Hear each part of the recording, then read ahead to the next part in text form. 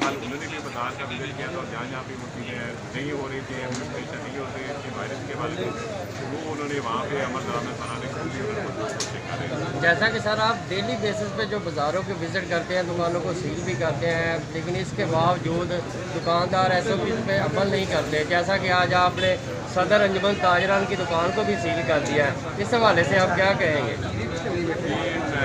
देखिए कि ये सारी बातें आप सदर अहमद ताजरान अगर उसके खिलाफ भी हम कार्रवाई करते हैं तो उसका मैसेज यही है कि कानून हमेशा सबके लिए बराबर है। तो जब ये जहाँ पे भी हमें वायलेशन नज़र आएंगे उसमें हम अमल दरामद जरूर करवाएंगे।